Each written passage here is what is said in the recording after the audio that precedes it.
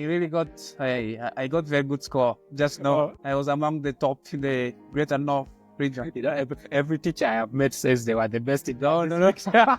I rest my case then. Moving on to what has really changed from seeing the distinction 1s up to F9s, which we used to have in the old highly knowledge-based curriculum where learners were graded and ranked against each other. We had divisions as well, from Division 1 to Division 5, and then we had those that were not graded, as basically a way of showing what these learners know, what they have mastered. The Uganda National Examination Board has come out with something new. We have seen a grade of A in a subject where this learner is extraordinary.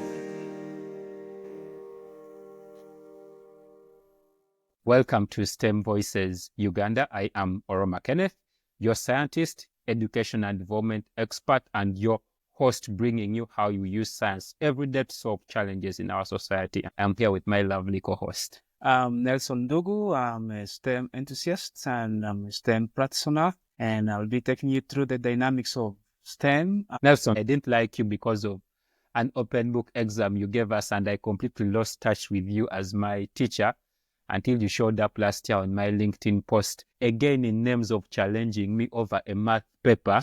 Yet I thought Uganda National Examination Board, which carries out assessments across various levels in Uganda, had finally cracked the code in mathematics examinations. It felt real for me. This is something that you appreciated but still challenged. And I'm sorry for making you feel like that, but my reason is not impulsive or emotional reasoning. It was from my domain knowledge about this competence-based curriculum. I really read vastly on this curriculum. Then if you read from this curriculum, realize that this curriculum meant to equip these learners with job-ready skills, okay? So someone who is a graduate of the lower secondary school curriculum must be able to do something useful with, the knowledge they have gained.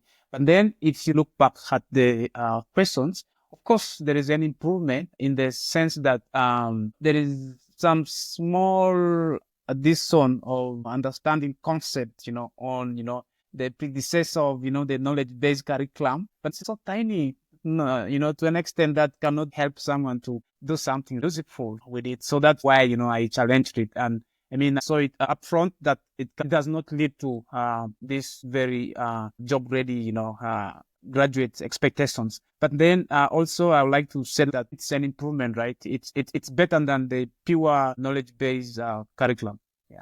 And when we had this argument for the first time on LinkedIn, it was just the exam paper that we had seen, which I believe was a greater improvement. But now we have seen Uganda National Examination Board release the first results of the first lot that did the competency-based curriculum in Uganda, and this brings a new lens to our conversations. But first, what has changed in the new grading and assessments that the Uganda National Examination Board gives us? One, Nelson, I'm sure just like me, you are also graded using distinction 1s, distinction 2s up to F9s. By the way, what was your score? I got very good score. Just now, I was among the top in the Greater North region. Every teacher I have met says they were the best in the But I rest my case then. But anyway, moving on to what has really changed from seeing the distinction 1s up to F9s, which we used to have in the old highly knowledge-based curriculum where learners were graded and ranked against each other. We had divisions as well, from Division 1 to Division 5, and then we had those that were not graded, as basically a way of showing what these learners know, what they have mastered. We are now seeing that the Uganda National Examination Board has come out with something new, where instead of giving us grades and ranking learners, they are putting each learner against what that learner is capable of doing. We have seen a grade of A in a subject where this learner is extraordinary. They can apply extraordinary concepts they have learned in their everyday lives. We have seen those ones that are B, that are also exceptional, those ones that have scored C, the D, which is basic competency, and the E, those ones that were not able to achieve a certain level of competency in a particular subject. And instead of putting this in divisions like we used to do in our times, the Uganda National Examination Board puts them against their abilities. We have seen result 1 where if a learner scores at least 1D in the subjects that they were taking at their ordinary level, then they qualify for result 1, which we should not confuse with the division 1. These are two very distinct things from the past.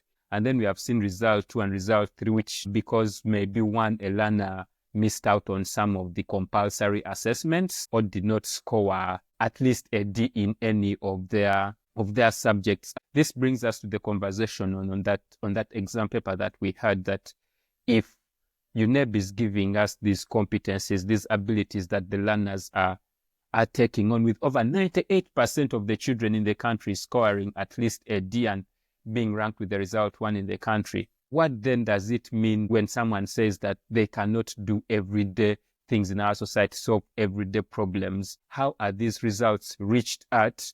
Yes, perhaps we should first of all look at how really this assessment is done. UNEB requires continuous assessment from the schools, which constitutes 20%.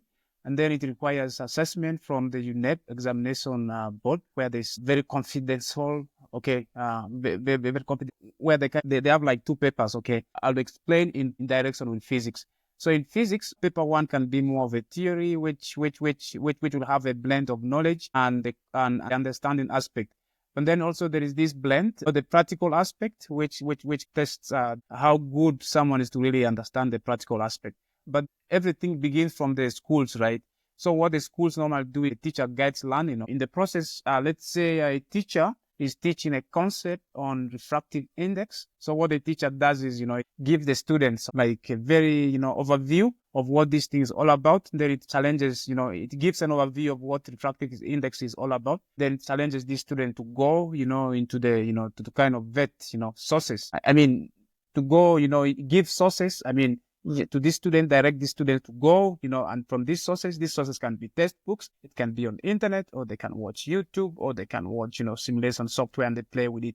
So these students, they go, they extract, they come up with information, and from this information, they can come up with, they can come up with products, and these products can be perhaps in form of, notes, it can be in form of block diagrams, it can be in form of equations which they have derived, or it can be in form of, experimental procedures which they have come up with to kind of understand a refractive index. Now, teacher, during the process of students going through these dynamics of learning of refractive index, assess these students, observe how the students are interacting with each other, how the students are pulling out the information, how the students are getting out the information, and how the students are presenting their, the product, from their research and so on. So from here, a teacher can perform formative assessment, and this formative assessment is not normally fed pipe into the final requirement of the UNEB, but it is meant for the teacher to assess, himself regarding the efficiency of the teaching method he has employed or he has directed towards the learning of these students. And from this assessment, the teacher can design an improved version of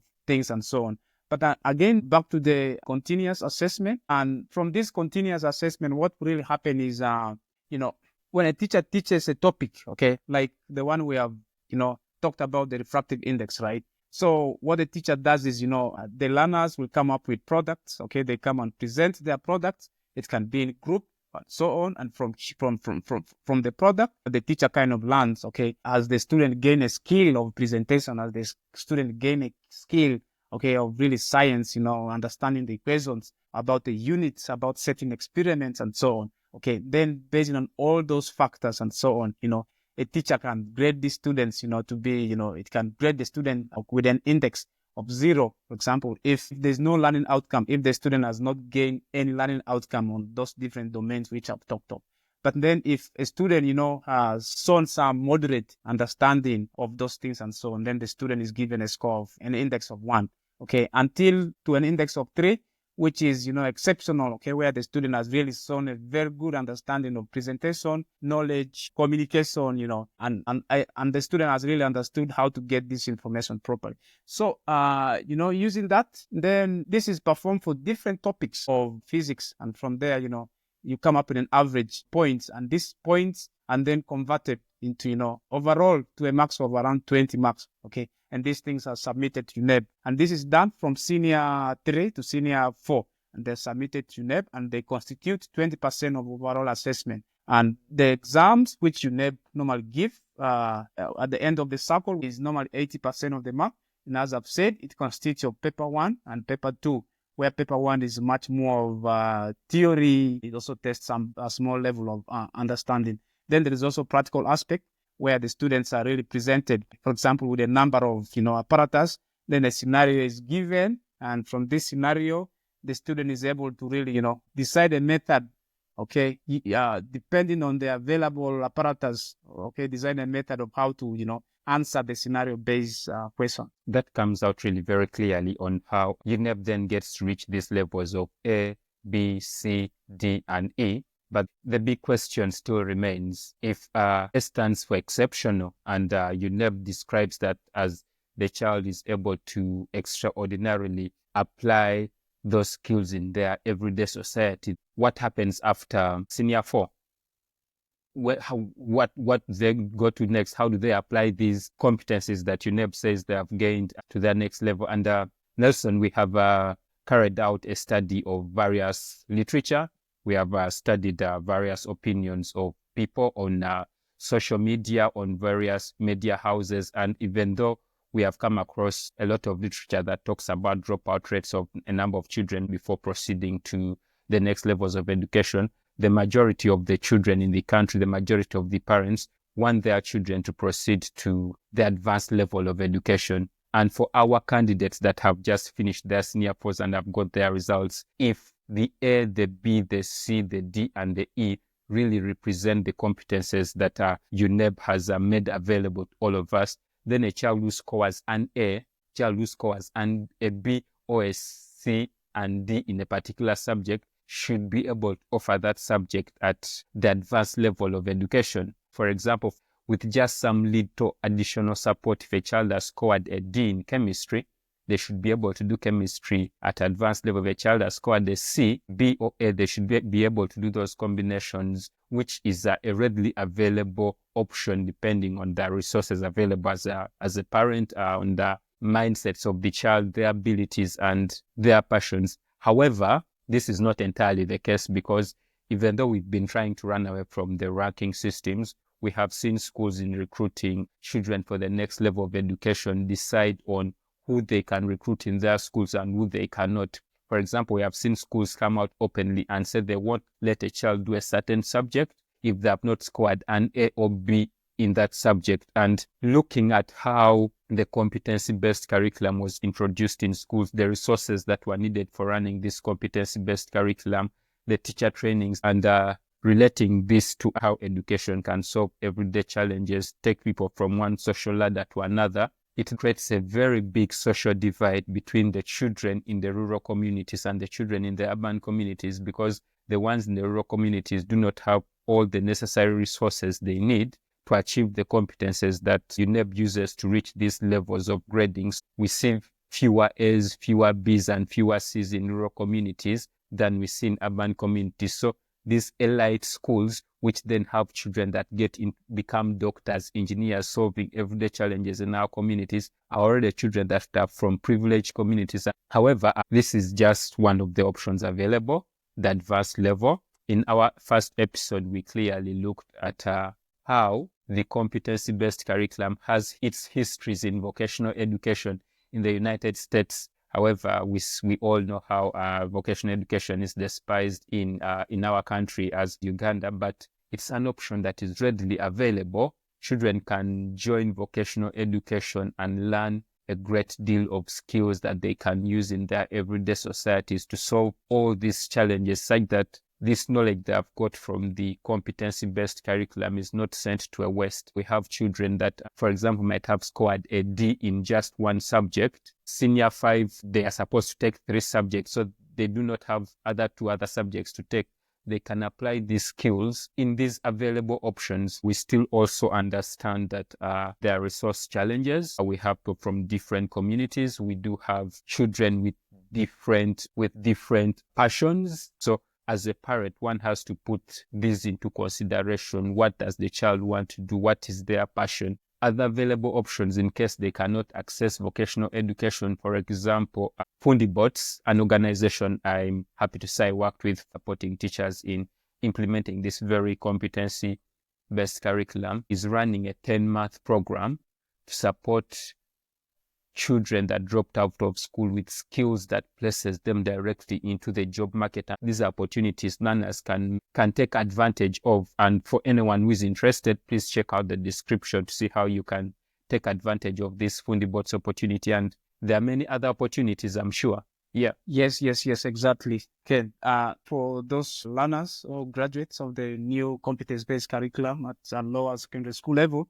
who are interested in perhaps programming aspect or programming careers, they could join a reputable, programs, for example, of, NeuroMatch and Climate Match, where they teach you all those powerful elements of programming. And by doing that, you are steps closer to achieving, top tier level of programming at such a young stage, And then, again, for the detail, you can check, the description with this video.